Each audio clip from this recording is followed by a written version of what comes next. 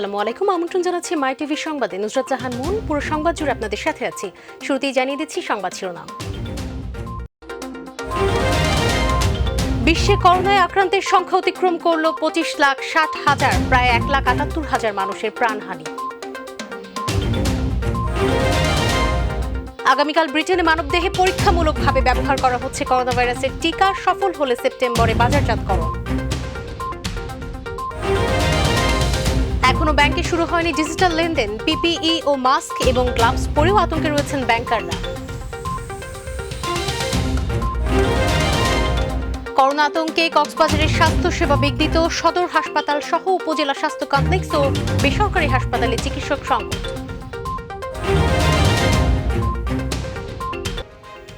দর্শক, শিরোনাম শুনছিলেন, বিস্তারিত সংবাদে যাচ্ছি। করোনা ভাইরাসে আক্রান্ত হয়ে বিশ্বে মৃতের সংখ্যা অতিক্রম করলো 1,77,000। করোনায় আক্রান্ত নিশ্চিত মানুষের সংখ্যা এখন 25,57,214 জন। এর বাইরেও রয়েছেন করোনার নানা উপসর্গ নিয়ে আক্রান্ত মানুষ। ইউরোপে, ইতালি ও স্পেনে মৃতের সংখ্যা বাড়লেও কমেছে আক্রান্ত হওয়ার সংখ্যা। অপরদিকে গত 24 ঘন্টায় যুক্তরাষ্ট্রে 26,000-এর বেশি মানুষ করোনায় আক্রান্ত হয়েছেন। এই নিয়ে দেশটিতে আক্রান্তের সংখ্যা 8,19,164 জন, যা বিশ্বের প্রায় 3 ভাগের 1 ভাগ। আর এই পর্যন্ত দেশটিতে মৃত্যুবরণ করেছেন 45,340 জন। দক্ষিণ এশিয়ায় মৃত্যুর হারে বরাবরের মতো এগিয়ে রয়েছে ভারত। এ পর্যন্ত ভারতে মৃতের সংখ্যা 645 জন, আক্রান্ত 20,000-এর বেশি।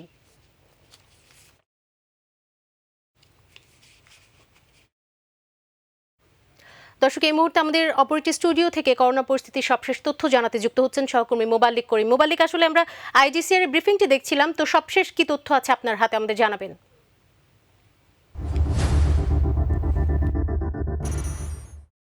ধন্যবাদ মন। কিছুক্ষণ আগে আইডিসির বুলেটিন থেকে যেমনটা আমরা জানতে পেরেছি যে দেশে আরও মৃত্যু হয়েছে 10 জনের। এ নিয়ে মোট মৃতের সংখ্যা দাঁড়ালো 120। তবে একটু যদি আমরা বিশ্লেষণ করে দেখি, এর মধ্যে আবারও কিন্তু মারা গেছেন 7 জন পুরুষ আর 3 জন নারী। সেই হিসাবটা দেখা যাচ্ছে এখন পর্যন্ত দেশে পুরুষের মৃত্যুর হার অনেকটা বেশি। এবার আসছি দেশের অন্য জেলার দিকে, যেখানে আমরা যেমনটা দেখেছিলাম যে দেশের 64 জেলার মধ্যে ইতিমধ্যেই 57টি জেলায় করোনা আক্রান্তের সংখ্যা পাওয়া গেছে। এবং এখানে যে করোনা আক্রান্ত যাদেরকে পাওয়া গেছে তাদের মধ্যে 21টি সংক্রমণ কিন্তু হয়েছে নারায়ণগঞ্জ থেকে। নারায়ণগঞ্জে বিভিন্ন জায়গা থেকে যে সংক্রমণ হয়েছিল তার কারণ হিসেবে বলা হচ্ছে নারায়ণগঞ্জ মূলত সংক্রমণ হয়েছে কিছু ইতালি ফেরত প্রবাসী মাধ্যমে। এছাড়া অন্য জেলায় কয়েকটি জায়গাতে সংক্রমণ হয়েছে ঢাকা ও গাজীপুর থেকে মানুষ যাতায়াতের মাধ্যমে। তবে কয়েকটি জেলার কারণ এখনও স্পষ্ট নয়, আসলে তারা কেমন করে আক্রান্ত হয়েছেন। গত 24 ঘন্টায় নারায়ণগঞ্জে আরও আক্রান্ত হয়েছেন 78 জন, আর মৃত্যু 72, আর মৃত্যু প্রায় 2 জনের। সেই হিসাবে 78 জন যারা আক্রান্ত হয়েছেন তারা কিন্তু গত 24 ঘন্টাতেই, আর মৃত্যু যে 2 জনের ছিল তারা আসলে যে আগে থেকে পজিটিভ ছিল তা কিন্তু না, তাদের অনেকে চিহ্নিত করা হয়েছে স্থানীয় হাসপাতালে ভর্তি করার পর। এবার আসছে একটু প্রবাসী প্রসঙ্গে। যুক্তরাষ্ট্রে করোনা ভাইরাসে আক্রান্ত হয়ে গত 24 ঘন্টায় আরও 9 বাংলাদেশি মৃত্যু হয়েছে। এ নিয়ে করোনা আক্রান্ত সেখানে প্রায় 187 জনের মৃত্যু হলো। এ পর্যন্ত বিশ্বের 13টি দেশে প্রায় 301 জন বাংলাদেশি মারা গেছেন করোনা ভাইরাসে আক্রান্ত হয়ে। এর মধ্যে যুক্তরাষ্ট্রে 178 জন, যুক্তরাজ্যে 89 জন, সৌদি আরবে 15 জন, ইতালিতে 8 জন, কানাডায় 6 জন, স্পেনে 5 জন, কাতারে 4 জন। এছাড়া সুইডেন, সংযুক্ত আরব আমিরাত, কুয়েত, কেনিয়া এবং লিবিয়া ও গাম্বিয়াতে 1 জন করে বাংলাদেশি প্রবাসী মারা গেছেন। এবার এক নজরে জানাচ্ছি বিশ্বের অন্যান্য দেশের চিত্র, সেখানকার অবস্থাটা দেখব যে কি অবস্থায় আছেন তারা। করোনা ভাইরাস বা কোভিড-19 আক্রান্তের সংখ্যা প্রায় 2,56,000 ছাড়িয়েছে সারা বিশ্বে। এর মধ্যে মৃত হয়েছেন প্রায় 1,77,000, যার মধ্যে আক্রান্ত কিন্তু 25 লাখের মধ্যে যদি গড়ে আমরা দেখি যে 1,77,000 মারা গেছে, সেই হিসাবে প্রায় বলা হচ্ছে যে মৃতের সংখ্যা কিন্তু কমে আসছে। সেই হিসেবে দেখা গেছে যে মাত্র 24 ঘন্টায় 7,000, যদিও বা গতকাল পর্যন্ত ছিল 24 ঘন্টায় সারা বিশ্বে মারা গেছিলেন 5,000, সেখানে এবার 7,000 হয়ে 2,000 বেশি হয়েছে। আর সুস্থ হয়েছেন 6,90,000। যুক্তরাষ্ট্রে একদিনে আক্রান্ত 37,000-এর বেশি মানুষ, আর মৃত্যু 2,731 জনের। প্রতিবেশী দেশ ভারতের দিকে দেখছি, 24 ঘন্টায় সেখানে মৃত্যু হয়েছে 50 জনের, আক্রান্ত প্রায় 20,000-এ ছুঁয়েছে। তবে বিশ্ব স্বাস্থ্য সংস্থা যেমনটা বলছে, করোনা ভাইরাস কিন্তু মানুষের তৈরি নয়। তারা অনেকটা চীনের সাথে সুর মিলে তারাও বলছে এটা প্রাকৃতিক একটি ভাইরাস এবং এর যেই জিনোমের গঠন সেটা অনেকটাই প্রাকৃতিক অন্যান্য ভাইরাসের মতন। তবে তাদের প্রতি সৌদি আরবের যেই টাকাটা দেওয়ার কথা ছিল সাহায্য, সেটা কিন্তু সৌদি আরব এর মধ্যে দেওয়া শুরু করেছে, যদিবা যুক্তরাষ্ট্র কিন্তু বিরত রয়েছে তাদের সাহায্যের জায়গা থেকে। এছাড়া বিশ্বে ক্ষুধার্ত মানুষের সংখ্যা প্রায় ২৬ কোটিতে বলছে বিভিন্ন আন্তর্জাতিক গণমাধ্যম। তাদের হিসেবে এই মুহূর্তে এক বেলার খাবারের বন্দোবস্ত করা দরকার এই ২৬ কোটি মানুষের জন্য। এদিকে দেখছি একটু ব্রাজিলের দিকে। ব্রাজিলে ইতিমধ্যেই মৃতের হার এত বেড়ে গেছে যে ঠিকমতো সৎকারের কোনো ব্যবস্থা হচ্ছে না, তাই তারা গণকবর খুঁড়ছেন।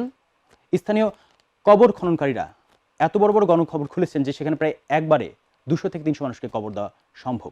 তারা বলছেন যেভাবে হোক তাদেরকে সৎকারের একটা ব্যবস্থা করতে হবে। এবার আসছি সৌদি আরবের দিকে। মক্কা ও মদিনায় অবস্থিত প্রধান দুই মসজিদে তারাবি নামাজ পড়ার অনুমতি দিয়েছে সৌদি বাদশাহ সালমান বিন আব্দুল আজিজ আল সৌদ। তারা বলছেন রমজান মাসে এখানে তারাবি নামাজ হবে, তবে কী ব্যবস্থা হবে সেটি এখনও স্পষ্ট নয়। হয়তোবা জনসমাগম কম হতে পারে এসব নামাজে। এদিকে সব কিছুর মাঝেও কিন্তু এখনও থেমে নেই বিশ্ব অর্থনৈতিক ব্যবস্থা। জায়ান্ট কোম্পানি ফেসবুক, ভারতের মুকেশ আম্বানির যে রিলায়েন্স গ্রুপ রয়েছে তার যেই প্রযুক্তি ব্যবসা রয়েছে তার 10% কেনার ঘোষণা দিয়েছে। তবে এবার আসছি একটি ভিন্ন প্রসঙ্গে, সেটা হচ্ছে রোবট প্রসঙ্গে। করোনা ভাইরাসের কারণে যখন মানুষ অনেকটাই ঘরে বসে, সেই অবস্থায় কিন্তু অনেক জায়গা দখল করে নিয়েছে রোবট। বলা হচ্ছে অনেক কাজই হয়তোবা রোবটকে দিয়ে করাতে হতে পারে অদূর ভবিষ্যতে। তাই মানুষের জায়গাতে যখন রোবট আসছে, বলছে করোনা ভাইরাস কি সত্যি রোবট প্রযুক্তিকে অনেকটা সামনে এগিয়ে নিয়ে আসছে। এই ছিল এখন পর্যন্ত আমার কাছে বিশ্বের আন্তর্জাতিক অঙ্গনে কিছু সংবাদ। পরবর্তীতে আরও সংবাদ নিয়ে যুক্ত হবো আপনাদের সাথে। এখন ফিরে যাচ্ছে আবার আমাদের নিউজ স্টুডিওতে। মুন। মোবাল্লিক, ধন্যবাদ আপনাকে। দর্শক, এতক্ষণ সহকর্মী মোবাল্লিক করিম জানাচ্ছিলেন করোনা ভাইরাসের সবশেষ পরিস্থিতি। করোনা ভাইরাসের মহামারীর মধ্যেই ব্রিটেনের অক্সফোর্ড বিশ্ববিদ্যালয় জানাচ্ছে আনন্দের সংবাদ। তাদের আবিষ্কৃত টিকা আগামীকাল বৃহস্পতিবার করোনা ভাইরাসের প্রথম টিকা হিসেবে মানব শরীরে পরীক্ষামূলকভাবে ব্যবহার করতে যাচ্ছে ব্রিটেন। টিকাটি মানবদেহে করোনা ভাইরাসের বিরুদ্ধে ৮০% কার্যকর হবে বলে আশা বিজ্ঞানীদের। গত সপ্তাহে টিকাটি আবিষ্কারের পর মানবদেহে ব্যবহারের ঘোষণা দেয় অক্সফোর্ড বিশ্ববিদ্যালয়। সফলতা এলে আগামী সেপ্টেম্বর থেকে বাজারে পাওয়া যাবে বলেও জানায় অক্সফোর্ড বিশ্ববিদ্যালয়ের বিজ্ঞানীরা। টিকার বিষয়টি জানিয়ে মঙ্গলবার সংবাদ সম্মেলনে কথা বলেন ব্রিটিশ স্বাস্থ্যমন্ত্রী ম্যাক হ্যানকক। তিনি জানান, যদিও এটা পরীক্ষা, তারপরও সফলতা এলে যত তাড়াতাড়ি সম্ভব প্রথমে তা ব্রিটিশ জনগণকে সরবরাহ করা হবে। যত্রতত্র পণ্য নামানো, মানুষের জটলা, এমন চিত্র রাজধানীর অনেক বাজারে। করোনা ভাইরাসের সংক্রমণ এড়াতে যেখানে থাকার কথা বাড়তি সচেতনতা এবং সুরক্ষা ব্যবস্থা, তার যেন কোনো পাত্তাই নেই বাজারগুলোতে, যার ফলে সেখানে নিশ্চিত হচ্ছে না পারস্পরিক দূরত্ব, বেড়েই চলেছে করোনা সংক্রমণের ঝুঁকি। আরও জানাচ্ছেন জানিদ রং। রাজধানীর অন্যতম বড় পাইকারি এবং খুচরা এই বাজার কারওয়ান বাজার। করোনা ভাইরাস থেকে সুরক্ষার জন্য যেখানে সবার বাড়তি সচেতনতা প্রয়োজন, এখানে তার উল্টো চিত্র। বাজারে যেখানে সেখানে পণ্য ওঠানামা, গা ঘেঁষাঘেঁষি করে থাকা, ভিড় কিংবা নিজেদের সুরক্ষার জন্য ব্যবস্থা না নেয়া, এমন সব চিত্রই উঠে এলো ক্যামেরায়। শুধু এখানে নয়, সব বাজারেই একই চিত্র। এমন পরিস্থিতিতে কিভাবে হবে করোনা ভাইরাস থেকে সুরক্ষা? নিয়মটা কেউ মানতে পারতেছে না, যেহেতু দোকানগুলো ছোট ছোট, দেখা যাচ্ছে যে দোকানের সামনে দাঁড়াইলে কিংবা রোড বলেন সব চাপা চাপা। মানুষকে অনেক বলতেছি, কিন্তু মানুষ আসলে মানার চেষ্টা করে না। যদি না মানে তা আমাদের ক্ষতি, আমরা নিজের ডাইকে আনতেছি আর কি। রাস্তাঘাটও তো তেমনই নেই, ফাঁকা নেই, এই জন্য সমস্যা আর কি। সংশ্লিষ্ট কর্তৃপক্ষ দ্রুত এ বিষয়ে ব্যবস্থা না নিলে বাজারগুলো হয়ে যেতে পারে করোনা সংক্রমণের অন্যতম হটস্পট। যারা ঊর্ধ্বতন আমাদের কর্তৃপক্ষ আছে, তাদের দৃষ্টি দেওয়া দরকার কারণ বাজারের প্রতি, বিশেষ করে। কারণ এইভাবে চলতে থাকলে আমার মনে হয় আমরা সবাই বিপদের মুখে পড়ে যাব। কিন্তু গিজিমিজি লেগে থাকলে তো অসুখ হবেই, এটা সরাই যাব। কিন্তু এটা তো দূরত্ব বজায় রাখা দরকার ছিল, কিন্তু কারণ বাজার তো নিয়ম শৃঙ্খলা নাই। ছোটখাটো প্রয়োজনে কেউ যেন বাজারে না আসেন, ব্যক্তি হিসেবে নিজ থেকে সেটি গুরুত্ব দিতে হবে। জানিদ রং, মাই টিভি, ঢাকা। করোনা ভাইরাসের আতঙ্ক থাকা সত্ত্বেও দেশের কোনো বাণিজ্যিক ব্যাংকে চলছে না ডিজিটাল লেনদেন। এখনও সেখানে হাতে গুনেই লেনদেন করা হচ্ছে কাগজে নোট। তাই পিপিই, মাস্ক ও হ্যান্ড গ্লাভস পরেও আতঙ্কে রয়েছেন ব্যাংকাররা। তবে সামাজিক দূরত্ব নিশ্চিত করার বিষয়টি খেয়াল রাখছেন তারা। শামিন আজাদের রিপোর্টে বিস্তারিত। করোনা প্রতিরোধে সামাজিক দূরত্ব বজায় রেখে গ্রাহকদের দাঁড়ানোর ব্যবস্থা করেছে ব্যাংক কর্তৃপক্ষ।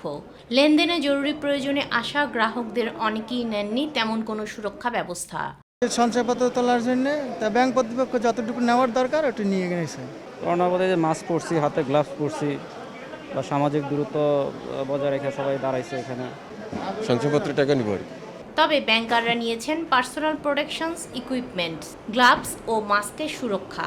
কিন্তু এখনও টাকা গুনতে হচ্ছে বলে আতঙ্কে রয়েছেন তারা। আমরা নিজের নিরাপত্তার জন্য মাস্ক ব্যবহার করছি, গ্লাভস ব্যবহার করছি, বারে বারে স্যানিটাইজার ইউজ করছি। যদিও এটা আমাদের গতকালকে একটা শাখায় একজন আক্রান্ত হয়েছে, এটা নিয়ে আমরা খুবই ভীতিগ্রস্ত। আমাদের এখানে চালান, তারপরে সঞ্চয়পত্র, রিসিভ পেমেন্ট সব হচ্ছে আপু। সতর্কতা আপা, এই যে এইগুলো আর কি, এই ড্রেসগুলো, পিপি, মাস্ক, তারপরে গ্লাসগুলো, এইগুলো। টাকার মাধ্যমে করোনা ভাইরাস ছড়ানোর আশঙ্কার মধ্যেই চলছে ব্যাংক কার্যক্রম। চালু রয়েছে এটিএম বুথগুলো। শারমিন আজাদ, মাই টিভি, ঢাকা। এদিকে সারা দেশের মতো বিভাগীয় শহর বরিশালেও সামাজিক দূরত্ব মানায় আগ্রহ কম সাধারণ মানুষের। দর্শক, এই মুহূর্তে আমরা যুক্ত হচ্ছি বরিশালে আমাদের প্রতিনিধি পারভেজ রাসেলের সঙ্গে। তিনি জানাবেন সেখানকার সবশেষ পরিস্থিতি। ধন্যবাদ আপনাকে। আমি কিন্তু এর আগেই জানিয়েছিলাম যে বরিশালে করোনা ভাইরাসের প্রভাবে কিন্তু অচল হয়ে গেছে গোটা বরিশাল জেলা, কিন্তু গত 2 সপ্তাহ থেকেই কিন্তু লকডাউন চলছে। এর পাশাপাশি দিন যত সামনে যাচ্ছে ততই কিন্তু লাফিয়ে লাফিয়ে বাড়ছে করোনা ভাইরাসে আক্রান্ত রোগীর সংখ্যা। বরিশালের জেলা ম্যাজিস্ট্রেটের নেতৃত্বে কিন্তু প্রতিদিনই অভিযান চালাচ্ছে নির্বাহী ম্যাজিস্ট্রেট যারা রয়েছেন। আমি একটু কথা বলবো এই মুহূর্তে, আমার সাথে রয়েছে একজন নির্বাহী ম্যাজিস্ট্রেট। জানবো যে আসলে প্রতিদিন এই অভিযান চলছে কিনা, আর করোনা ভাইরাস প্রতিরোধে মানুষ কতটা সচেতন হচ্ছে। ধন্যবাদ। করোনা ভাইরাস সংক্রমণ প্রতিরোধে শ্রদ্ধেয় জেলা প্রশাসকের নেতৃত্বে প্রতিদিন সকাল বিকাল মোট 4টি মোবাইল কোর্টের টিম কিন্তু নগরের বিভিন্ন স্থানে অভিযান চালাচ্ছে। আমরা বিভিন্ন স্থানে গিয়ে জেল জরিমানা করছি, মানুষকে সতর্ক করছি, মাস্ক বিতরণ করছি, প্রযোজ্য ক্ষেত্রে মানুষকে পরামর্শ দিচ্ছি, মাইকিং করছি। আমরা প্রতিনিয়তই চেষ্টা করে যাচ্ছি মানুষ যেন ঘরে থাকে। আপনার মাধ্যমে আমরা সবাইকে সতর্ক করতে চাই, আপনারা নিয়ম মেনে, সরকারি আদেশ মেনে ঘরে থাকুন, নিজে নিরাপদ থাকুন, দেশবাসীকেও সুস্থ রাখুন। ধন্যবাদ আপনাকে। শুনলেন তো যেমনটা এক্সিকিউটিভ ম্যাজিস্ট্রেট জানিয়েছেন। আরেকটু বিষয় বলে রাখি, সেটা হলো যে বরিশালে কিন্তু লঞ্চঘাটে ভাসমান একটি আইসোলেশন লঞ্চ রাখা হয়েছে যে করোনা আক্রান্ত রোগীদের চিকিৎসার জন্য। এর পাশাপাশি বরিশালে সর্বত্র কিন্তু চলছে লকডাউন, বন্ধ রয়েছে, একান্ত প্রয়োজন ছাড়া মানুষ কিন্তু বের হচ্ছে না। তো এখন পর্যন্ত এই রয়েছে আমার কাছে বরিশালের করোনা ভাইরাসের যতটুকু ছিল। দর্শক, কিশোরগঞ্জ থেকে প্রতিনিধি আব্দুল্লাহ আল মামুন পলাশ জানাচ্ছেন সেখানকার করোনা পরিস্থিতি ও জীবনযাত্রার সবশেষ তথ্য।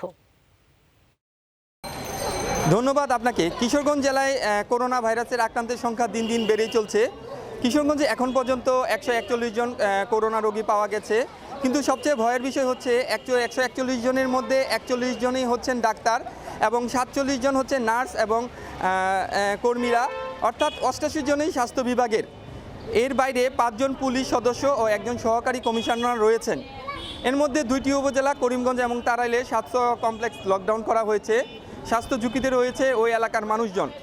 প্রশাসন, র্যাব, পুলিশ দিনরাত চেষ্টা করে যাচ্ছেন সাধারণ মানুষ যাতে ঘর থেকে বের না হন, কিন্তু কোনোভাবেই আটকানো যাচ্ছে না সাধারণ মানুষকে। দিন দিন বেড়েই চলছে কিশোরগঞ্জ করোনা রোগীর সংখ্যা। এই ছিল আমার কাছে সর্বশেষ আপডেট। ধন্যবাদ। করোনা আতঙ্কে কক্সবাজারের স্বাস্থ্যসেবা কার্যক্রম কিছুটা স্থবির হয়ে পড়ছে। জেলার একটি সদর হাসপাতাল সহ 8 উপজেলার 8টি স্বাস্থ্য কমপ্লেক্স ও জেলার 29টি বেসরকারি হাসপাতাল ও ক্লিনিকে চিকিৎসকের সংকট দেখা দিয়েছে। এতে ব্যাহত হচ্ছে চিকিৎসা সেবা কার্যক্রম, ভোগান্তি পোহাচ্ছেন রোগীরা। কক্সবাজার প্রতিনিধি এম সাইফুল ইসলামের তথ্য ভিডিও চিত্র, আতিকুর রহমান তিতাসের ডেস্ক রিপোর্ট। করোনা ভাইরাস আতঙ্কে ভুগছেন কক্সবাজারের বিভিন্ন হাসপাতালের চিকিৎসকরা। জেলা সদর হাসপাতাল সহ প্রাইভেট ক্লিনিকগুলোতেও চিকিৎসকদের কম উপস্থিতির অভিযোগ উঠেছে। মেডিকেল কলেজ ও সদর হাসপাতাল মিলে 180 জন নার্স থাকলেও তাদের বেশিরভাগই নানা অজুহাতে হাসপাতালে অনুপস্থিত। এতে বিপাকে পড়ছেন সেবা নিতে আসা রোগীরা। ভালো মতো বসতেছেন আমি ডাক্তার, আধা ঘন্টা ধরে বসে আছে, আসে না। সদর হাসপাতালে অ্যাভেলেবল ডাক্তার নাই, এমন রোগী কম, দূরের ডাক্তার নাই, দুইজন ডাক্তার আছে। এমনকি রোগী ভর্তি করা হলেও ডাক্তার নার্সদের বিরুদ্ধে উঠছে অসৌজন্যমূলক আচরণের অভিযোগ। আমাদের রোগীটা প্রবলেম, আমরা তো দেখাতে আসছি ডাক্তারের কাছে, ওনারা যদি আমাদেরকে আরো উল্টা প্রবলেম দেখাই দিলাম তো ডাক্তার দেখাতে পারি না। করোনার কারণে চিকিৎসা কার্যক্রম কিছুটা ব্যাহত হবার কথা স্বীকার করলেন জরুরি বিভাগের দায়িত্বরতরা। আমরা একটা পেশেন্টকে ইভালুয়েট করব, একটা পেশেন্টকে ফেস করব। ওই পেশেন্টের যদি কোনো হিস্ট্রি থাকে আমরা ওই পেশেন্টটা অ্যাভয়েড করার চেষ্টা করছিলাম। বিশিষ্ট 6 জন কনসালটেন্ট যখন কোয়ারেন্টাইনে চলে যায় তখন ওই একটা হাসপাতালের অবস্থাটা কি হয়। এখন ইমার্জেন্সি ক্রাইসিসে তাদেরকে ওখানে বেশি সময় দিতে হয়। আমি কক্সবাজার বাসীকে প্রতি অনুরোধ জানাবো, আপনারা আতঙ্কিত না হয়ে সতর্ক থাকুন। বিশেষ করে রামু উপজেলা স্বাস্থ্য ক্লিনিকের অবস্থা কিছুটা নাজুক বলে জানালেন উপজেলা নির্বাহী অফিসার। কারো যদি কোনো ধরনের কোনো তথ্য থাকে যে মিসকন্ডাক্টের শিকার হয়েছে, সাথে সাথে আমাদেরকে যদি জানান, আমরা ব্যবস্থা নেব।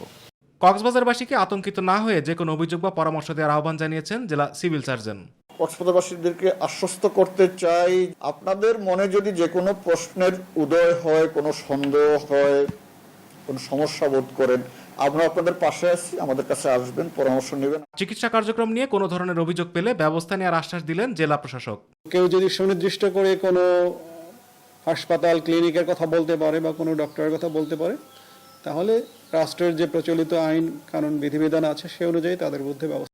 আর স্থানীয় সংসদ সদস্য জানালেন, কিছু অভিযোগ থাকলেও চিকিৎসকরা সাহসী ভূমিকা রাখছেন।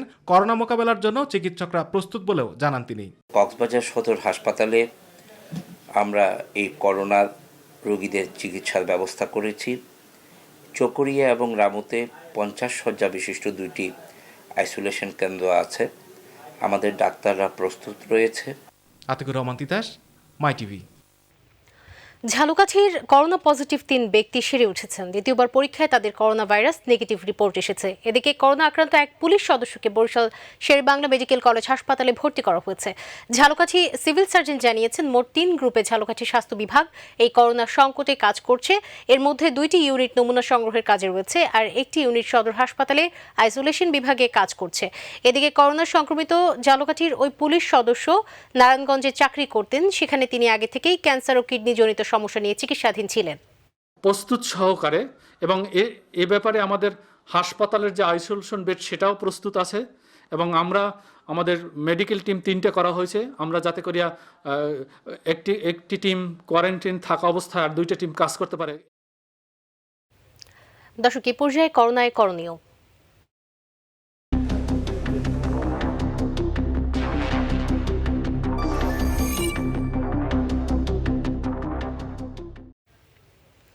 করোনা ভাইরাসে জ্বর হলে সরাসরি হাসপাতালে না যাওয়ার পরামর্শ দিয়েছেন চিকিৎসকরা।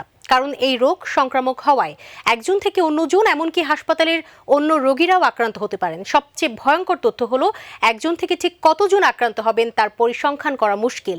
শারমিন আজাদের আরও একটি রিপোর্ট। করোনার অন্যতম প্রধান লক্ষণ জ্বর। তাই শরীরের তাপমাত্রা একটু বেড়ে গেলেই মনের মধ্যে তৈরি হয় শঙ্কা। একজন সুস্থ মানুষের দেহে সাধারণত 98.6 ডিগ্রি ফারেনহাইট তাপমাত্রার পর থেকে জ্বর হিসেবে ধরা হয়। তাপমাত্রা 98.6 থেকে 100 ডিগ্রি ফারেনহাইট বা তার বেশি হলে প্রাথমিক অবস্থায় প্যারাসিটামল জাতীয় ঔষধ খাওয়া যেতে পারে এবং রোগীর অবস্থা বর্ণনার উপর চিকিৎসক ওষুধের মাত্রা নির্ধারণ করেন। বারবার যদি আপনি কুসুম গরম পানি খেতে পারেন অথবা আপনি যদি বারবার চা খেতে পারেন, সেখানেও কিন্তু আপনার একটি উপকারিতা পাওয়া গেছে। এই সব মিললেই কিন্তু আমরা জিতে যাব, করোনা পরাস্ত হবে। আমি বারবার বলছি, হাসপাতালের ভূমিকা করোনা রোগের ব্যাপারে মাত্র 5 ভাগ, জনগণের ভূমিকা 95 ভাগ। আপনাকে এই সিদ্ধান্ত নিতে হবে, আপনি 5 ভাগের দিকে যাবেন না 95 ভাগের দিকে থাকবেন। কোভিড-19-এর প্রতিষেধক না থাকায় এর প্রতিরোধে সচেতন হওয়াই এখন পর্যন্ত কার্যকর উপায়। রোগ হলে আমি হাসপাতালে যাব, ভেন্টিলেটরে যাব, সেই 5 ভাগের ভেন্টিলেটর থেকে ফেরত আসা উন্নত বিশ্বেও অনেক কষ্টকর। সুতরাং সাবধান, স্বাভাবিক যে নিয়ম আছে সেগুলো মেনে চললেই করোনা কিন্তু পরাস্ত হবে এবং সেখানে কিন্তু আপনি করোনা মুক্ত থাকার সমূহ সম্ভাবনা থাকবে। কিছু নিয়ম মেনে ঘরে বসেই স্বাভাবিক জ্বরের চিকিৎসা নেওয়া সম্ভব বলে জানিয়েছেন চিকিৎসক। প্রথমেই হাসপাতালে না গিয়ে টেলিমেডিসিন সেবা গ্রহণ করার পরামর্শ দেয়া হয়েছে। এতে সংক্রমণের ঝুঁকি কমবে, আক্রান্ত ব্যক্তিও নিরাপদ থাকবেন। শারমিন আজাদ, মাই টিভি, ঢাকা। দর্শক, এই সঙ্গে সংবাদের শেষ প্রান্তে আমরা জ্বরের শিরোনামগুলো জানিয়ে দিচ্ছি আরও একবার। বিশ্বে করোনা আক্রান্তের সংখ্যা অতিক্রম করল 25,60,000, প্রায় 1,78,000 মানুষের প্রাণহানি।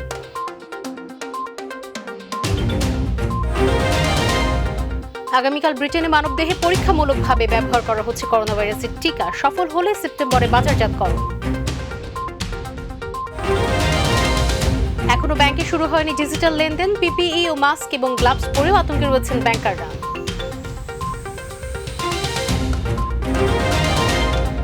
করোনা আতঙ্কে কক্সবাজারের স্বাস্থ্যসেবা বিঘ্নিত, সদর হাসপাতাল সহ উপজেলা স্বাস্থ্য কমপ্লেক্স ও বেসরকারি হাসপাতালে চিকিৎসক সংকট। অতি সংক্রামক করোনা ভাইরাসের তথ্য গোপন ও বিস্তার রোধে যথাযথ ব্যবস্থা না নেয় চীনের বিরুদ্ধে যুক্তরাষ্ট্রের মিসৌরি অঙ্গরাজ্যের মামলা। এবং করোনা ভাইরাসের কারণে স্থগিত ক্রিকেটের আন্তর্জাতিক টুর্নামেন্টের ভবিষ্যৎ নিয়ে আইসিসির বৈঠক আগামীকাল।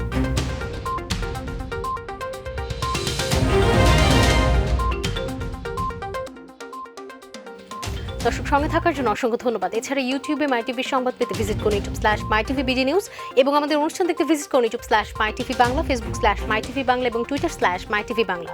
আমাদের জেলা সংবাদ বিকেল 5টায় দেখার আমন্ত্রণ জানিয়ে বিদায় নিচ্ছি। দর্শক, করোনার সংক্রমণ রোধে সবাই ঘরে থাকুন, নিরাপদে থাকুন। আল্লাহ হাফেজ।